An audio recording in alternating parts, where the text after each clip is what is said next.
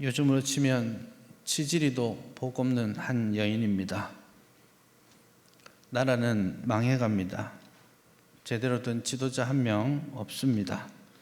오늘 본문에 나오는 엘리가 당시의 지도자였는데, 이 엘리는 영적인 제사장의 역할까지 하면서도 한나가 간절히 기도하는 그 모습을 보고 술 취했다 생각합니다. 이 술 취한 것과 기도하는 것도 구별하지 못하는 영적 상황 가운데 있는 사람입니다.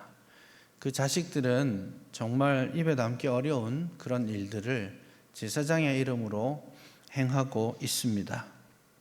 그 시대는 그렇게 온 나라에 권력 있는 자, 지도자들이 소위 다 썩어 빠진 그런 시대였습니다. 아무도 지도해주는 지도자가 없으니 사람들은 저마다 자기들의 마음의 소견에 옳은 대로 행하던 그런 시대, 사사시대의 마지막 모습입니다. 우리가 사사기 17장부터 21장의 내용을 보면 요즘으로 치면 9시 뉴스 첫 면에 나올 만한 그런 사건 사고들이 계속해서 쏟아지고 있습니다. 얼마나 잔혹하고 그런지 요즘 뉴스에 갑자기 삐 소리 나서 나오는 거 있잖아요. 차마 말로 하지 못할 그런 일들이 이 시대에 비일비재하게 일어나고 있었습니다. 그러니 경제적으로도 먹고 살기가 참 힘든 세상이 되었습니다. 저마다 정상적인 생활을 하기 어렵기 때문에 집을 나서서 가출하기 시작하고요. 사람들은 여기에는 소망이 없다 생각하고 짐을 싸서 이민을 선택하기도 했습니다. 노숙자들이 많이 늘어났습니다. 이 여인의 가정 역시 소망이 없습니다. 경건한 가정이긴 하지만 이 가정에는 브닌나라는 소위 첩이자 한나의 대적자가 있었습니다. 그래서 집에서 아이를 낳을 수 없었던 한나는 끊임없이 고통과 받고 끊임없이 상처 입었습니다. 내일에 대한 소망도 없습니다. 이 시대에 아이를 낳지 못한다, 특별히 아들을 낳지 못한다는 말은 노후가 보장되지 않는다라는 말과 똑같습니다. 그러니 오늘도 내일도 아무런 소망, 낙이 없는 삶이 바로 오늘 본문에 나오는 한나의 모습입니다. 도대체 무슨 낙이 있어서 살 수 있을까요? 도대체 그는 어떤 기도를 드릴 수 있겠습니까? 아무런 소망 없고 누가 봐도 정말 안 되는 사람, 관심 밖에 있을 사람, 그 사람을 놀랍게도 하나님께서는 부르시고 사용하셔서 이 어두운 시대를 밝히고 새로운 왕정시대 천년을 이어갈 위대한 한 지도자 사무엘을 만들어내십니다. 하나님의 방법은 그렇게 신묘막측한 것입니다. 오늘 본문을 우리가 한번 살펴볼 때에 좀 사실은 성경의 전후 관계를 읽어가면서 문맥 속에서 이 본문을 읽을 때 굉장히 새로운 관점들을 가질 수 있는데요. 우선 본문 1장 1절에 보면 에브라임 산지 라마다임 소빔에 에브라임 사람이 있었다 이렇게 표현하고 있습니다. 사실 에브라임 산지의 이야기다 이런 말인데, 그 말을 들을 때 이 독자들은 뜨끔했을 겁니다. 가슴이 철렁 내려앉았을 겁니다. 그러셨습니까? 안 그러셨어요? 사실 이 에브라임 산지는 역사가 있거든요. 이 이야기가 일어나던 시절에 특별히 사사기 17장부터 21장에 말로 할 수 없는 그 타락한 모습이 에브라임 산지에서부터 일어났거든요. 에브라임 산지 미가의 집에 한 신상을 세우던 이야기로부터 시작해서 이 단 지파의 이동과 전쟁 이야기가 나왔습니다. 에브라임 지파의 레위인이 첩을 취한 그 사건으로부터 시작해서 나라 안에 이 베냐민 지파와 나머지 10지파가 싸우는 그런 엄청난 이 살육의 현장, 그것이 에브라임 산지에서부터 있었거든요. 그러니 또 에브라임 산지야? 야, 이 사람들 또 무슨 일을 저지르려고 하는 그런 긴장을 오늘 사무엘서 1장 1절이 우리에게 주고 있습니다. 지금까지 실패했던 에브라임의 이야기가 이제 어떻게 전개될 것인지에 대해서 긴장을 주는 대목이죠.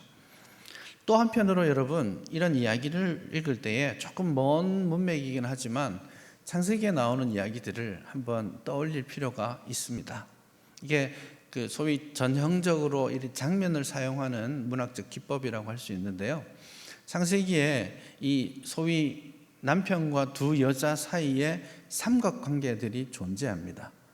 첫째는 아브라함과 사레, 그리고 첩인 하갈 사이에 갈등이 있었습니다. 또 야곱과 레아와 라헬 사이에 그런 갈등과 분쟁이 창세기에 존재하죠. 아주 이 이야기와 닮은 이야기는 창세기 16장과 21장에 나타나는 아브라함과 사라와 그리고 하갈 간의 이야기 속에서 많이 묻어납니다. 사라가 아이를 낳지 못해서 하갈을 데리고 오죠. 그리고 하갈이 임신을 하자 하갈은 자기가 이제는 이 주인의 아이를 임신했다는 생각으로 임신하지 못하는 사라를 경멸하고 무시하기 시작합니다. 이에 사라는 분노하여서 남편을 막 닭다리를 바가지를 긁어가지고 이 하갈을 쫓아내기까지, 괴롭히다가 쫓아내기까지 하게 됩니다. 실패의 역사죠. 그렇기 때문에 그 이야기를 우리가 알고 있다면 오늘 한나와 브닛나 엘가나의 이야기를 보면서 과연 한나는 브닛나를 향해서 어떻게 할 것인가, 또다시 믿음의 조상들이 실패했던 그 실패의 전철을 밟을 것인가, 아니면 새로운 길을 우리에게 제시할 것인가, 이런 질문을 오늘 본문을 통해서 우리는 하게 됩니다. 사실 브닛나를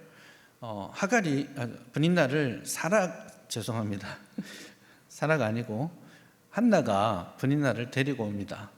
왜냐하면 그 당시에는 아이를 낳지 못하면 첩을 드리는데, 이 첩은 누가 데리고 오냐면 원래 부인이 첩을 골라서 오게 돼 있거든요. 그래서 사실은 살펴서 브닛나를 데려온 사람이 한나입니다. 그런데도 불구하고 이 브닛나는 이 결혼 생활을 통해서 낳게 되는 아이들, 본문에는 자녀라고만 되어 있지만 원래는 아들들과 딸들이라고 표현되어 있거든요. 그렇기 때문에 사실은 이 브닛나가 최소한 4명은 낳았습니다.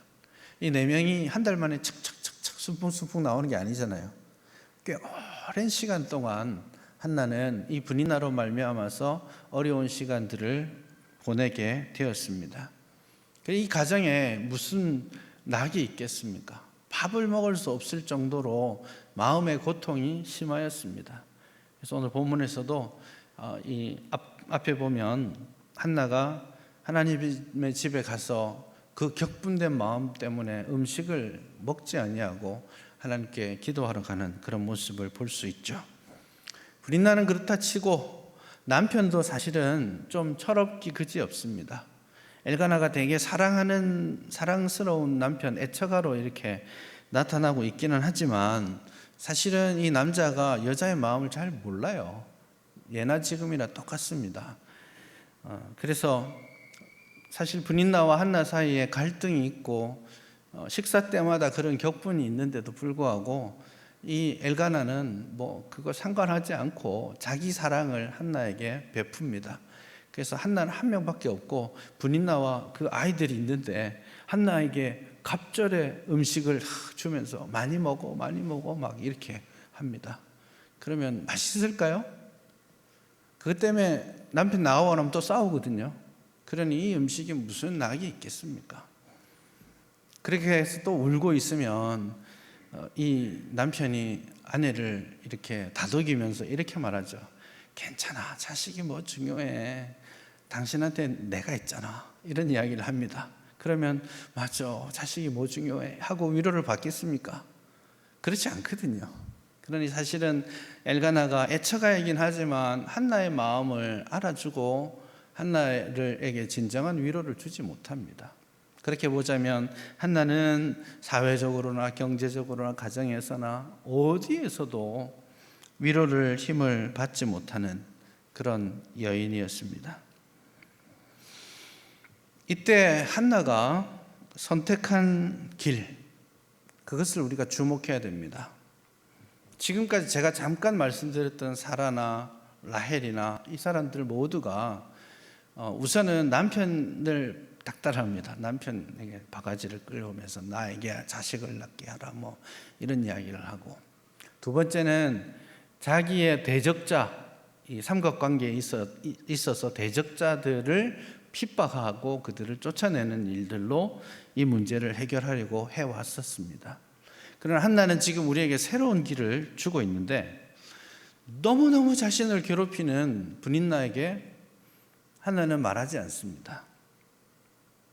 남편에게 가서 바가지를 긁으면서 나에게도 자식을 낳게 해달라 이런 류의 이야기들을 하지 않습니다. 얼마나 속이 지금 수검댕이처럼 가득 차 있음에도 불구하고 한나는 그렇게 상대방, 나를 괴롭히고 나에게 어려움을 주는 상대방에게 문제를 풀어놓고 해결하려고 하지 않고 하나님 앞으로 그 문제를 가지고 가고 있습니다.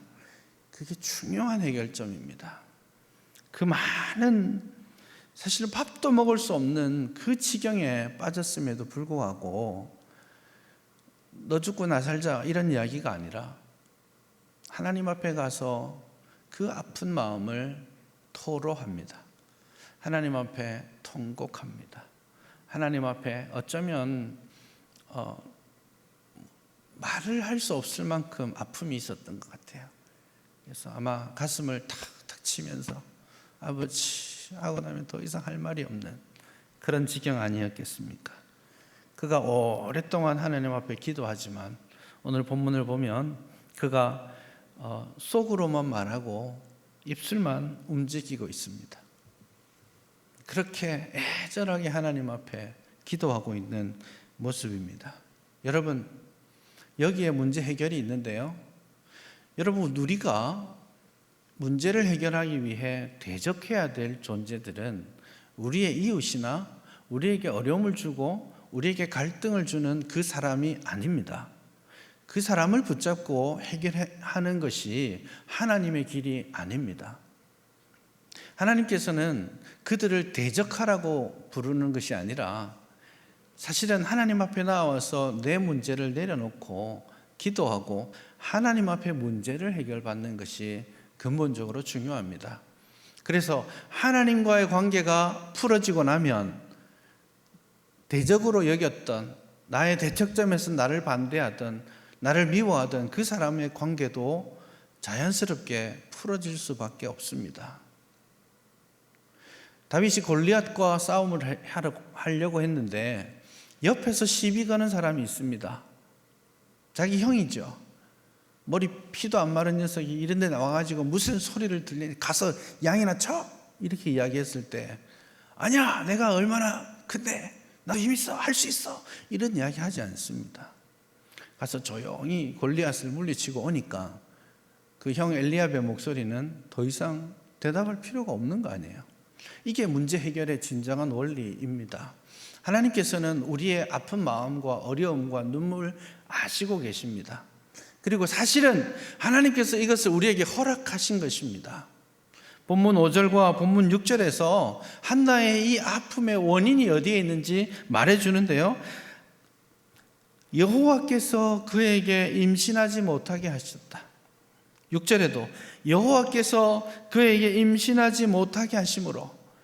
왜 두 번이나 반복했을까요? 똑같은 말인데 이렇게 반복할 이유가 없잖아요. 성경이 이렇게 말하는 것은 절대로 잊으면 안 돼, 이게 핵심이야, 이런 뜻입니다. 강조하기 위해서 반복하는 것이죠. 하나님께서 한나의 어려움을, 그가 견디고 있는 이 아픔을 허락하고 계셨습니다. 하나님께서는 이것을 통해서 또 다른 무언가를 알고 계획하고 계셨기 때문이죠. 하나님, 왜 나에게 이런 어려움을 주십니까? 왜 이런 고통 가운데 있습니까? 사실 답은 잘 모르겠어요. 그러나 분명한 것은 하나님께서 그것을 계획하고 계신다라는 사실입니다. 이 믿음이 우리에게 있어야 됩니다. 이 믿음이 모든 문제 해결의 열쇠인 것을 기억하시기를 바랍니다. 요즘 시절이 참 어렵지 않습니까? 여기도 저기도 코로나 하고 있죠.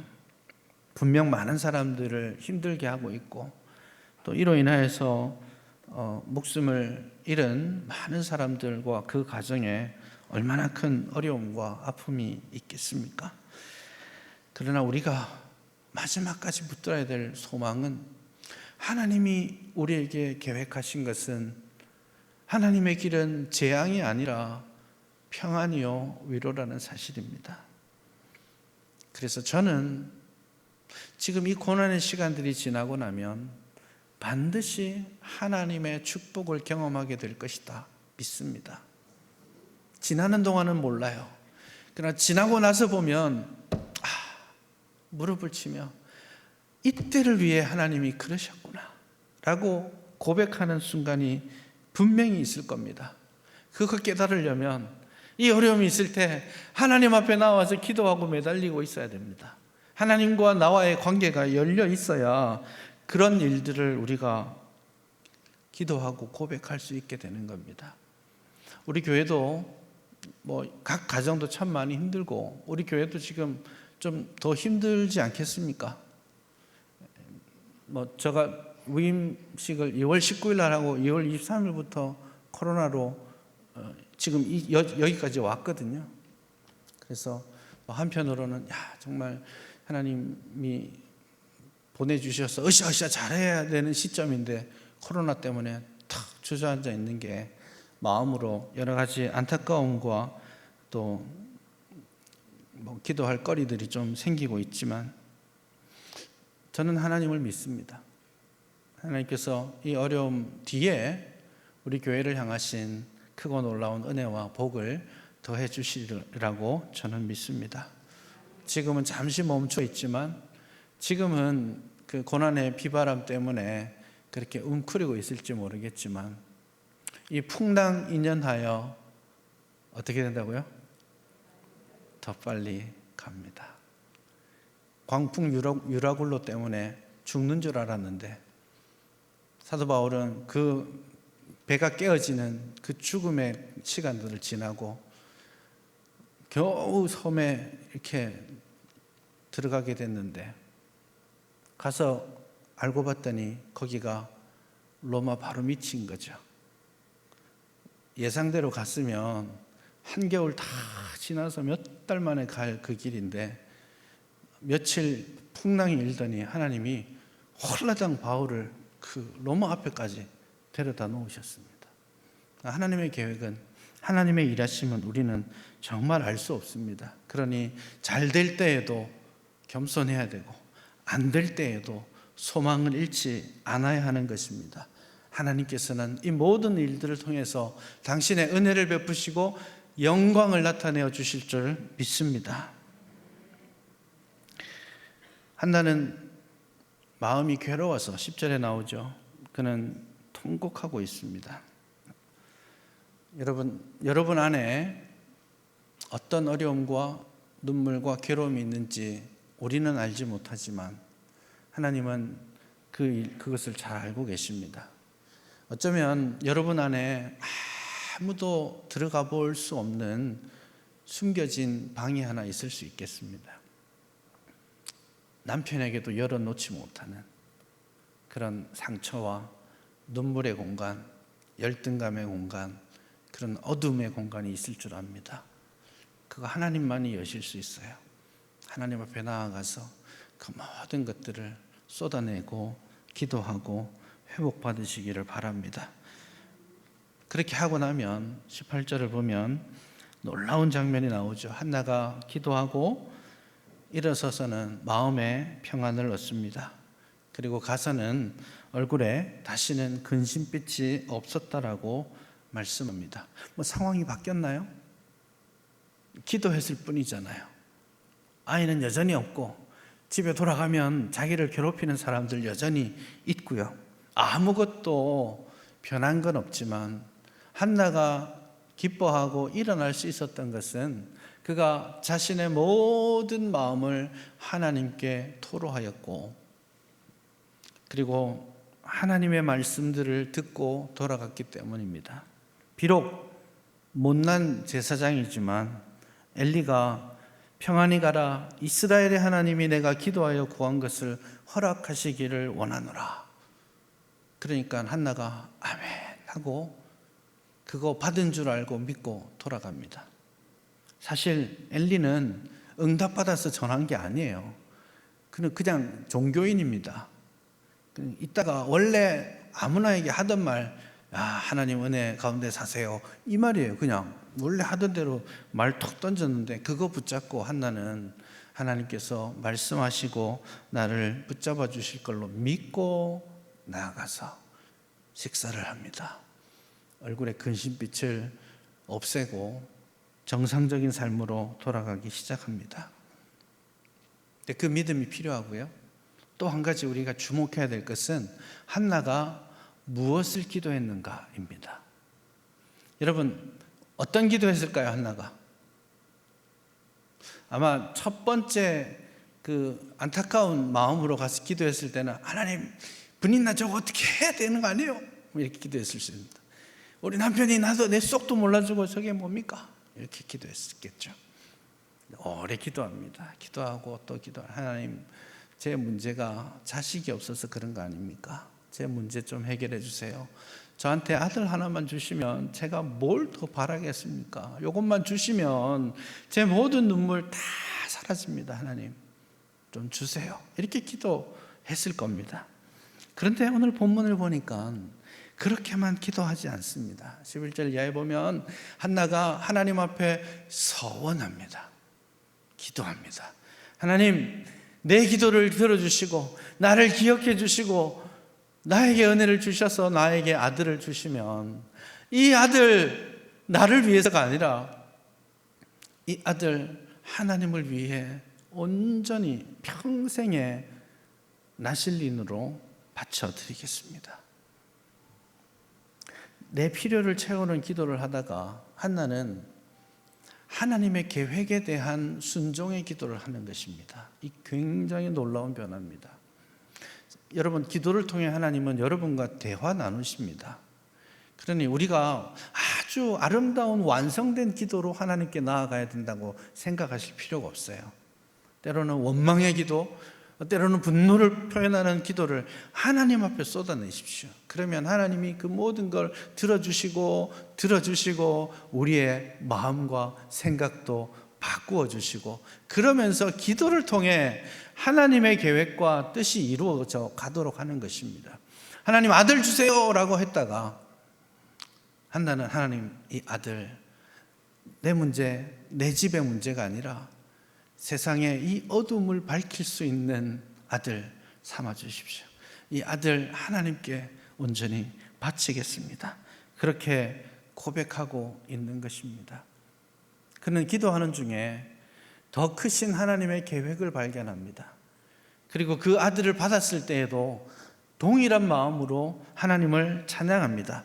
여러분, 2장 1절부터 10절에 나오는 한나의 노래가 나오는데, 여기 한나의 노래는 하나님이 자기에게 아들 주신 것에 대한 감사의 노래라고 생각하면 큰일 납니다.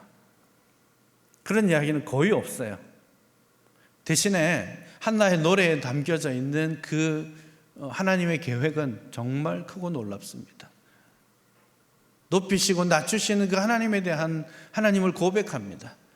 이 이스라엘 열방 가운데 지금 다 찌그러들어서 이제 망하기 직전인 이 나라를 다시 세울 구원의 뿔, 하나님께서 세우실 왕에 대한 소망을 노래로 표현합니다. 야, 이건 정말 에브라임 산골짜기에 이름 모를 한 여인의 그런 기도가 아니에요.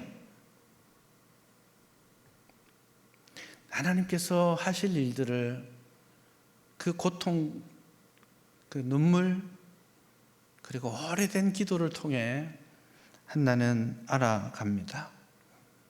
나중에 다윗이 죽기 전에 하나님을 찬양하는 다윗의 노래를 사무엘하 22장에서 하거든요. 그 노래를 잘 살펴보시면 그 노래가 사실은 한나의 노래에 대한 응답송과 같습니다. 아주 비슷합니다. 그래서 한나의 노래가 이후에 이스라엘 오고 오는 이스라엘 열왕을 일으킬 그 다윗의 출현으로 성취되고 있는 것을 우리는 봅니다. 여러분, 하나님의 손에 붙들려서 사용될 미래가 우리에게 있습니다. 우리는 비록 연약하지만, 작지만, 아무것도 아니지만